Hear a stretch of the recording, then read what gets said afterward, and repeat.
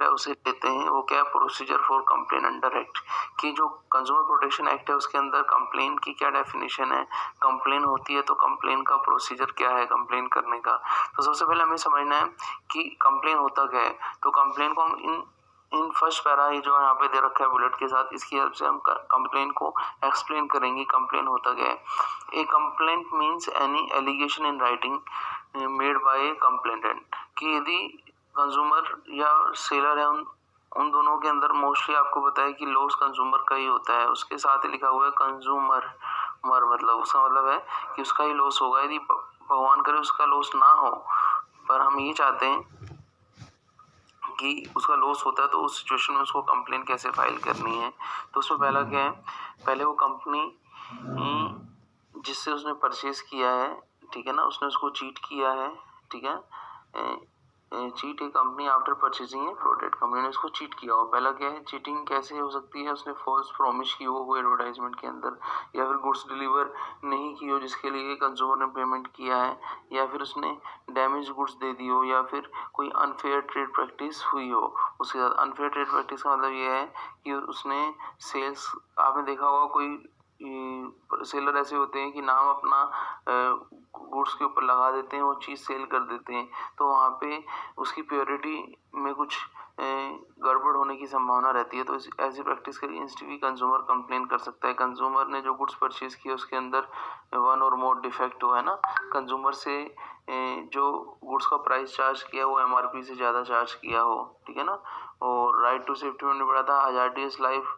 है, तो वो भी कंज्यूमर उसके अगेंस्ट कंप्लेन कर सकता है राइट टू सेफ्टी के अंदर, है ना। हजार्डियस जो है डेफिशिएंसी इन सर्विस की सर्विसेज नहीं अच्छी हो, और मिसलीडिंग एडवर्टाइजमेंट, जैसे हमने पहले भी पढ़ा था कि फॉल्स प्रॉमिस है या मिसलीडिंग एडवर्टाइजमेंट का मतलब ये हुआ कि आपने जो कमिट किया था वो नहीं है। तो ये जो ऊपर हमने सारे पॉइंट डिस्कस किए हैं, यदि आते हैं तो वो कंप्लेन माना जाएगा। अब हम बात करेंगे कि यदि कंप्लेन आती है तो कंप्लेन को का प्रोसीजर क्या है कंप्लेन, है ना।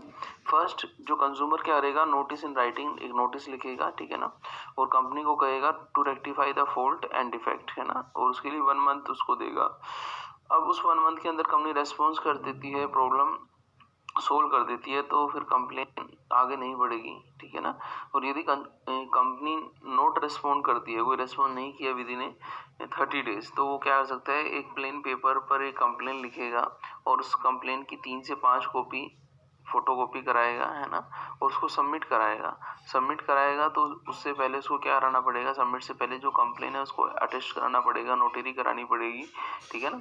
तो फिर क्या होगा, वो नोटिस कोर्ट सेंड करेगा सेलर को, और उसको रिप्लाई करने के लिए 30 डेज देगा, है ना, और 30 डेज में उसको ये बोलेगा कि आप कोर्ट के अंदर आ जाएं। अब होगा क्या, एक complain should contain the following information.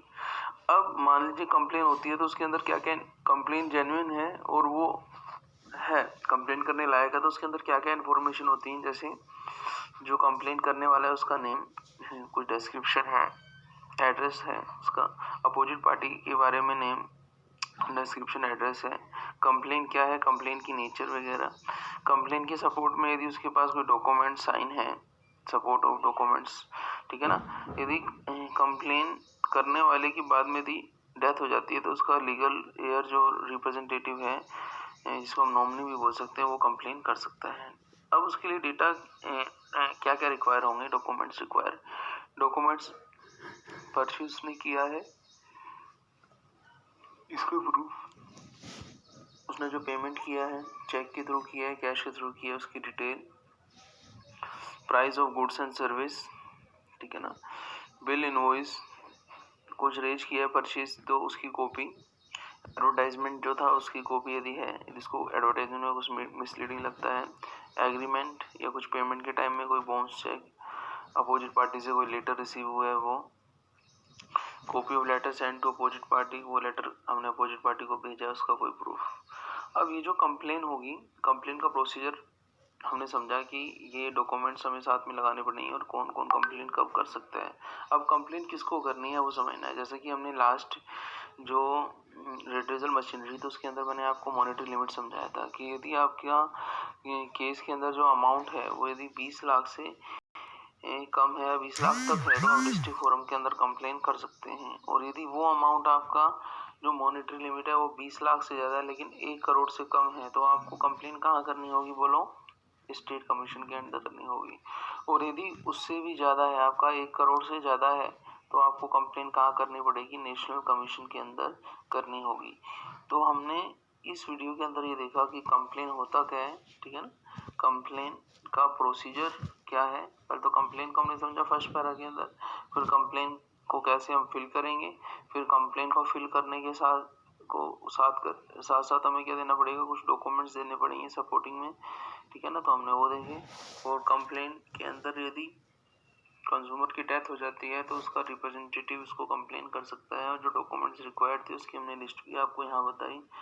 फिर कंप्लेन का जो आपका लिमिट है, मॉनेटरी लिमिट है, ट्रांजैक्शन की जो मॉनेटरी लिमिट है उसके बारे में हमने डिस्कस किया कि यदि मॉनेटरी लिमिट आपकी 20 लाख तक है तो डिस्ट्रिक्ट फोरम में कर सकते हैं, और मॉनेटरी लिमिट आपकी 20 लाख से ज़्यादा है, 1 करोड़ से कम है तो आप स्टेट कमीशन में कर सकते हैं। और मॉनेटरी लिमिट आपकी कितनी है बोलो? 1 करोड़ से ज़्यादा है तो आप उसके लिए कहाँ कंप्लेन कर सकते हैं? नेशनल कमीशन के अंदर कर सकते हैं।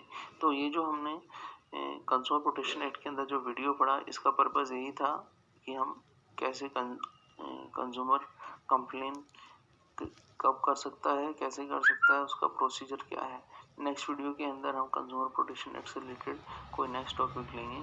आप सबका बहुत बहुत धन्यवाद। मिलते हैं फिर नेक्स्ट वीडियो में। ओके।